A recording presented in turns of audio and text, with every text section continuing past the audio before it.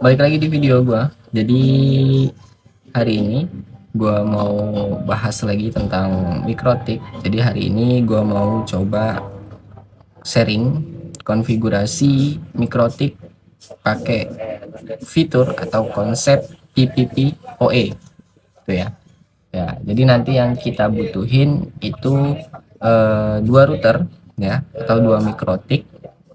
Nanti untuk topologinya bisa gua kasih di video akhir ya. Jadi nanti gue kasih untuk bentukan topologinya seperti apa gitu ya.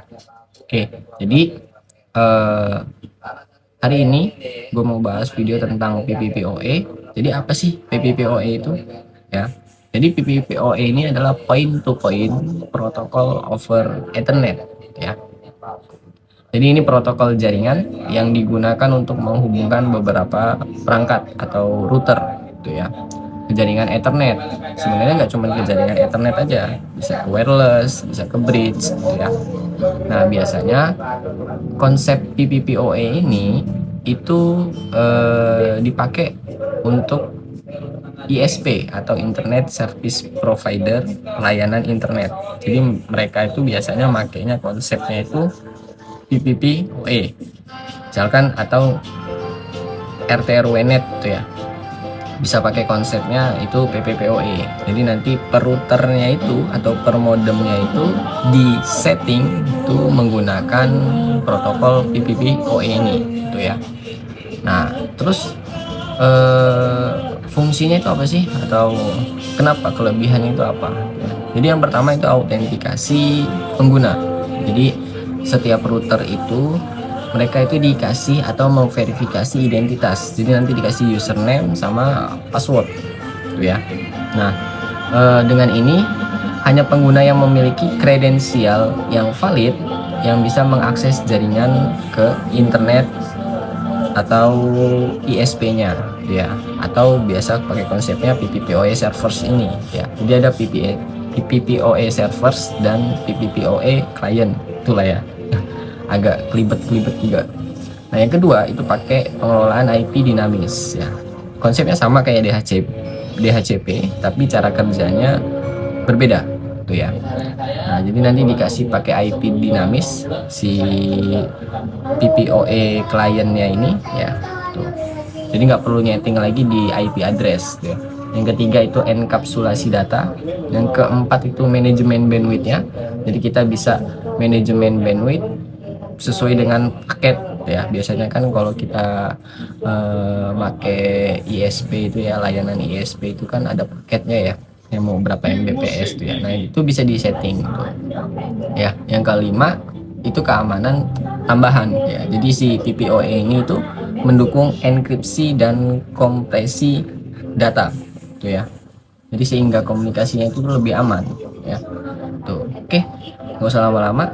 Nah di layar gua di sini udah setting konfigurasi dasar. Jadi nanti teman-teman bisa coba setting dulu ya konfigurasi dasarnya, dan gua nggak mau setting dari nol lagi. Ini udah konfigurasi dasar, tapi kalau misalkan teman-teman belum tahu bisa lihat di video gua, udah gua buatin juga, atau nanti gua sertain juga di link deskripsi ya. Nah di sini kalau kita coba masuk ke new terminal, kita ping google.com. Nah udah bisa ya, udah ada akses internetnya. Oke, tinggal kita langsung masuk ke PPP ini. Oke, udah. Kita perbesar dulu biar agak enakan gitu ya. Nah jangan lupa identitinya ya. Kalau gue di sini gue buat identitinya PPoE servers ya, supaya lebih enak aja pembedanya itu. Nanti yang router yang kedua itu kita kasih nama PPPoE client ya.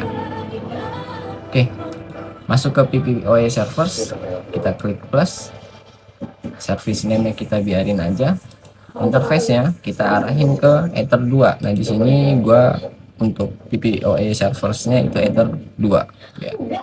Oke, udah. Kemudian authentication ini di checklist semua ya, biarin default aja. Oke, Nah, kalau udah kita klik apply.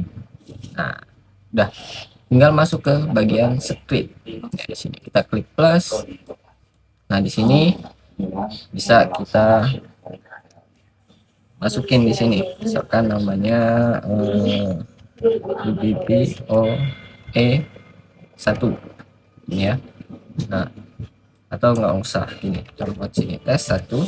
Ini untuk username dan password untuk mengakses si PPOE servers ya. Nanti dipakai untuk si router 2 atau PPOE kliennya.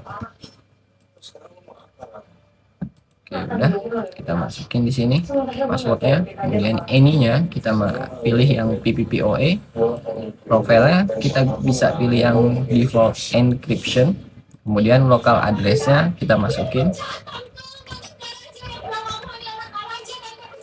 kemudian untuk remote-nya.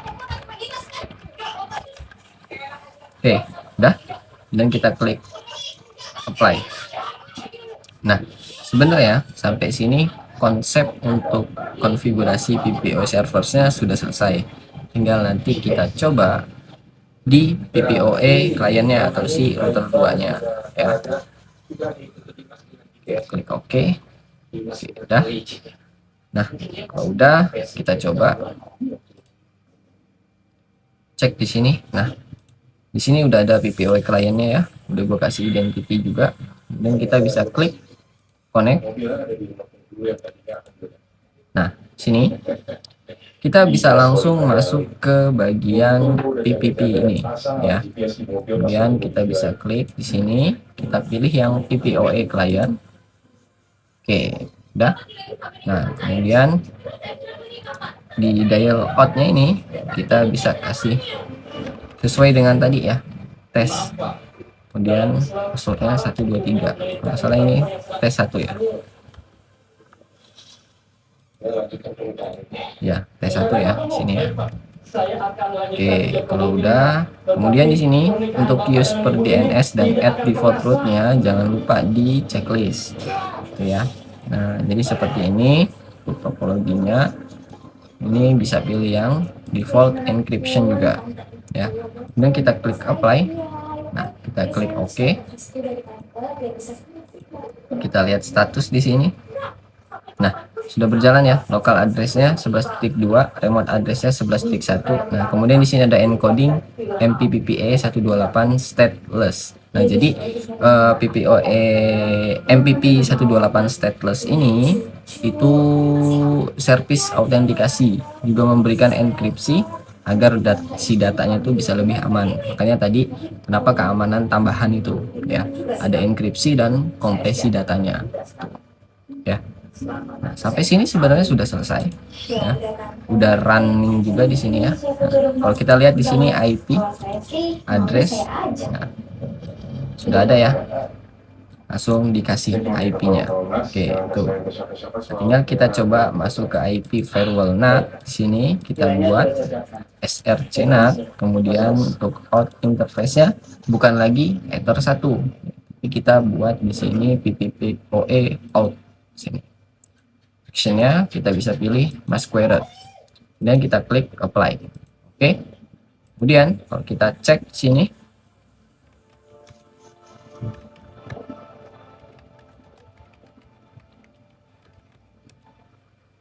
oke, sudah berjalan ya, sudah running ya.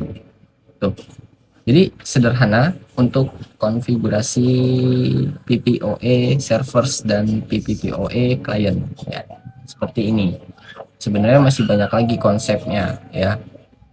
Di video yang pengen gue buat ini itu kita belajar dulu untuk yang dasar gitu ya. Oke, udah, kuncinya cuma itu aja. Jadi nanti kalau misalkan si router PPOE client ini ada lagi ya yang pengen terhubung, ya nanti perlu masukin si PPPoE dari sini, PPOE client ini ya. Kemudian masukin di dial out-nya ini user sama passwordnya tuh ya. Simple sebenarnya, nggak susah gitu ya. Oke, mungkin itu aja videonya, nanti gua bahas lebih detail lagi.